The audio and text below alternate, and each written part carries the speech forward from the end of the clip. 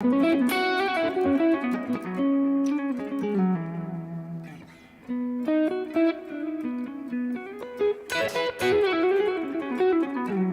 right, check 1, 2, just making sure you can see me and hear me okay.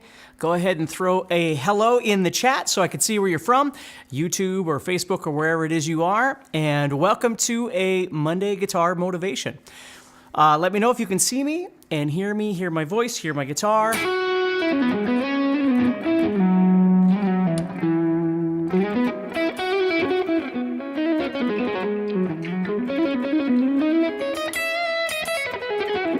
Hey Ryan, hey Michael, my Logify. Hello from Turkey, that's awesome. All right, good, everybody can see me, hear me, that's awesome. Hey Ryan, thank you very much. All right, AC is here, Tim is here, very nice. Just saying hello to a few of you before we get started here. Let's see, Moses is here, John is here, Jeffrey is here, Dennis is here, Mike Curran from Boston is here, and what is this here? Annette is here. Jasminder is here. Hello, Peter is here. Thank you so much. We already have a whole bunch of people here. This is great. So thank you very much for hanging out. This is, again, a Motivational Guitar Monday. We're going to be talking about some soloing things today to give you some ideas of some stuff. Mark is here. Len is here. Alan is here. Zoha is here. Austin is here. Hey, Austin. I know Austin. James is here. Alan is here from Scotland. Very nice. Ronald is here. Yeah, remember to hit like, Tim says. Thank you. Yes. Like, share, subscribe, whatever you can do would be great. Okay, Jerome is here. Very nice. I'm doing good, Jerome. I hope you are good as well. Gary is here. Let's see here. Nicaragua. Wow, that's cool. Len is from Nicaragua. So we have all kinds of people. I already have a couple hundred people on here. So I don't want to waste your time. Let's go ahead and get started. What I want to do today is, and I might make a series out of this so they don't get too long and too complicating, but I want to show you some ideas of things that you can do to solo over chord changes. And keep it fairly straightforward. Now, I will say that in order for this conversation to make sense to you, you're going to need to make sure that you have some understanding of bar chords, and some understanding of pentatonic. Now, you can elevate from there, and I will get into that a little bit. You can elevate into diatonics and modes and different things like that as much as you want to, but to keep this conversation fairly simple, I'd rather talk about it from a pentatonic standpoint and then just show you how you can elevate that, and we'll go from there, okay? John is here. Hello, John. David is here. Casper is here. Very cool. Just running through the list. This is great. Thank you so much for everybody for hanging out with me. So what we're going to do is let's just start off by talking about the pentatonic scale itself. And again, if there's anything I talk about and you go, well, I don't really understand that, or I don't see that, or what I want you to remember is maybe that's something that you should write down and come back to and maybe learn a little bit more about. Now, if you're just learning how to play some basic chords or something like that, this might not be the conversation for you. Maybe it will, I don't know. But remember, the most important thing is that you take what I talk about and you try and convert it into something that makes sense in your world. So, I don't want to talk way too high, but yet I want to make sure that what I am saying is something that can be converted in any way you want. So let's take the first position of pentatonic. Let me switch camera angles here. I'm going to be in E for this example, and then again, I'll expand as we keep going. But if I started off with my pinky on E here at the 12th fret, and I played 12, 9, 11, 9, 11, 9, 11, 9, 12, 9, 12. Okay, I'm playing the pentatonic E major.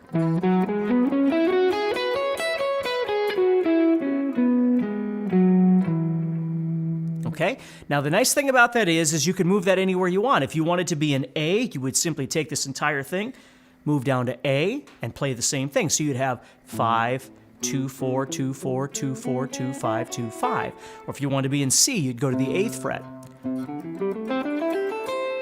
Okay, so that's our pentatonic. Penta meaning 5. 1, 2, 3, 4, 5, and then it repeats 1, 2, 3, 4, 5, and then 1, and then I run out of strings right there.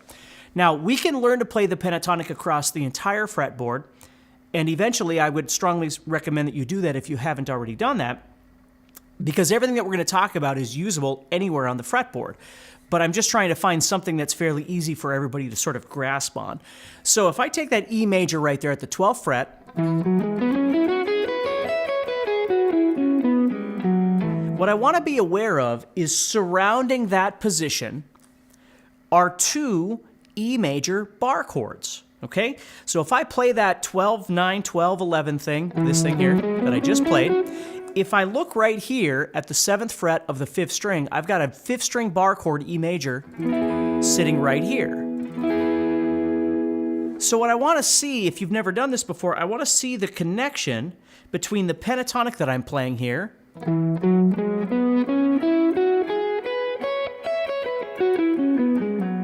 and the E major that's sitting right here. And what you'll immediately be able to see are these 9s here that I'm pressing out with my 3rd finger. They are part of this chord, and they're also part of the scale. Right there. So they overlap each other. So when you're playing this pentatonic,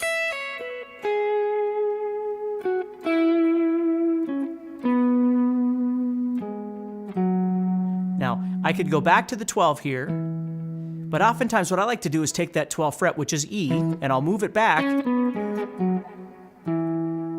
on this 5th string right here. So I'm going to play from 7, 9, 11.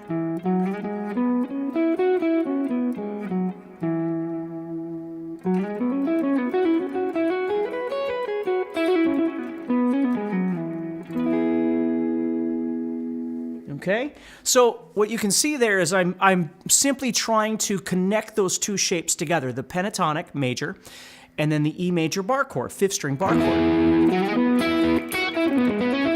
Now what I do with it is entirely up to me, and again, this is where the conversation can get a little bit deeper if we're looking at, you know, a bar chord, or excuse me, a diatonic scale or a mode or something like that. But let's not go there just yet. Let's keep building.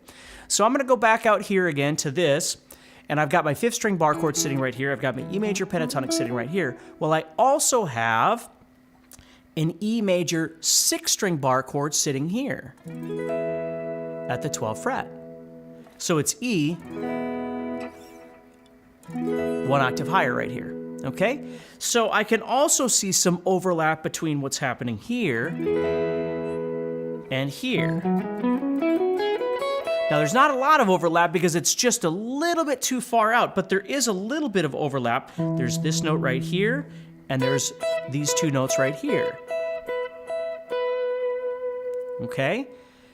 But if I think about it, and again, it's okay if you don't know this, but if you know more positions of your pentatonic, you have another position of pentatonic sitting right here at the 12th fret, which is 12, 14, 11, 14, 11, 14, 11, 13. And don't worry if you don't know it right now. You can always watch this again or learn this from, you know, one of my guitar courses or whatever you want.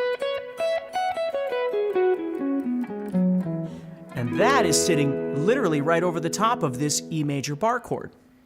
So the point is that all of a sudden you get a chord that you need to solo over, and you're looking for something to do. Maybe you don't know what key it's in exactly because maybe it's in a mode, or you're not sure exactly what scale you should be using or something like that. And again, all of that stuff is important to study for sure. But maybe you're in a situation where you just need something right away. And so what we could do is we could take this E chord or this E chord, and we could start looking at ways of being able to do some simple soloing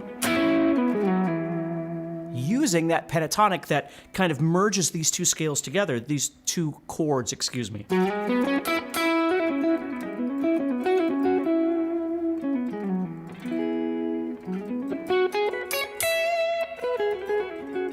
See, it's kind of like a thread in between, or a membrane in between those two bar chords. Now, as you get better at this, of course, you can start learning to do more chords in different places or more pentatonics in different places. There's lots of things that you could do. But if I just keep to this for now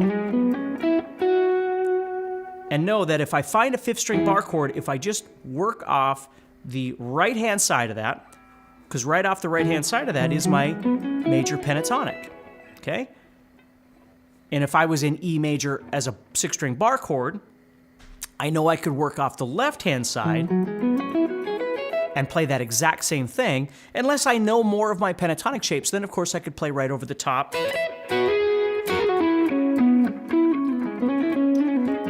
You know, whatever I want. But again, I don't want to get way too complicating. I want to keep this nice and basic. So let's say we were doing something where we're going from E, which we just talked about,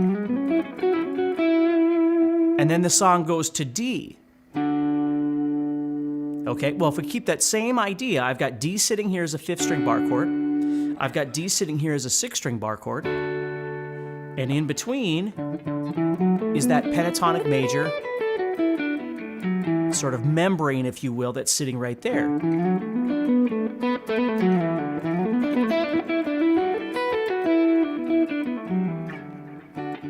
You see? So now you could be thinking, well, E comes up, D comes up,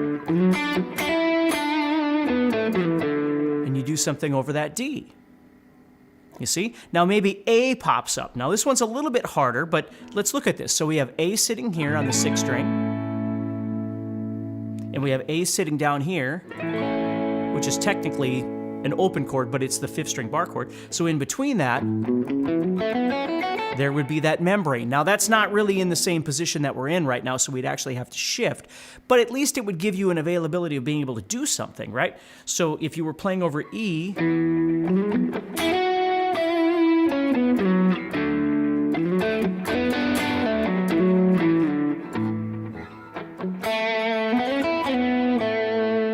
you see? So that's kind of a nice, easy way of being able to find, if you can find a 6-string bar chord or a 5th-string bar chord, which is what most people learn first after they've done some of their open chords, you can find this pentatonic scale.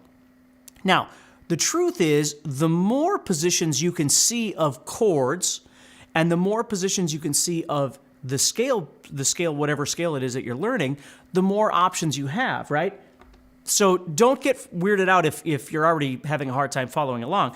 But if I could see E in different places, like let's say I saw E sitting right here as a caged chord, if you know what those are, right? So I still have... I have things down here I could do to move me from here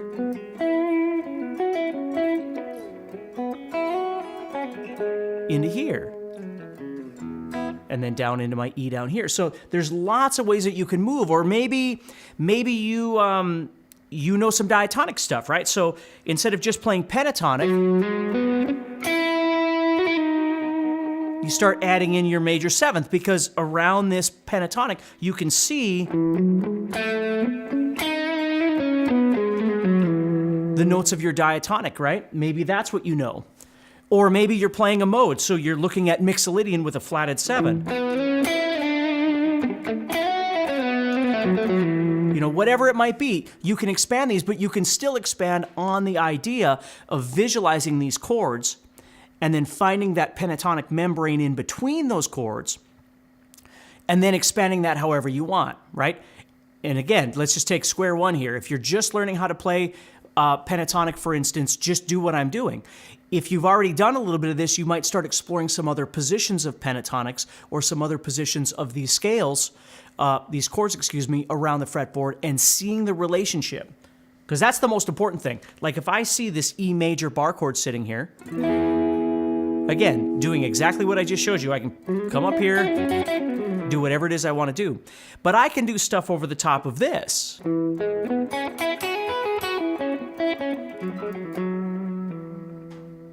And if, again, I know my diatonic stuff, I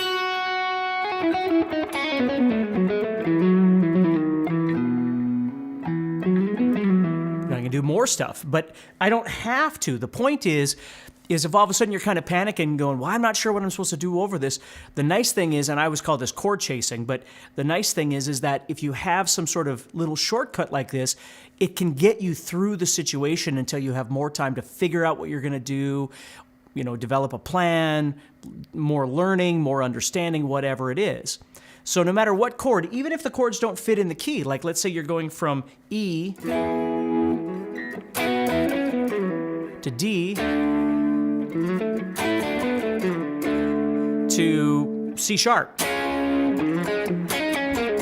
You know, you've got a C sharp sitting here and a C sharp here. So you've got that membrane sitting right in between there that you can always use as needed. Okay? So hopefully that helps you a little bit, gives you something to work on for this week. And again, understand that at the very basic level, you can learn how to just do this, but you can always expand it depending on how your practice is going, okay? Let me just scan through these, see who else we have here. All right, we have lots of different people. Rich is here, Farton is here, Batman is here. Hey, Batman's here. That's always good. So hopefully this helps you a little bit, gives you some different ideas of some things to work on. And so most importantly, stay positive, keep practicing. Remember, you can always head over to GuitarZoom.com and check out my guitar courses and the membership that we offer, that sort of thing. More importantly, stay positive and keep practicing and stay motivated. That's really important. All right? And hopefully this will help you a little bit. I'll see you again next Monday for another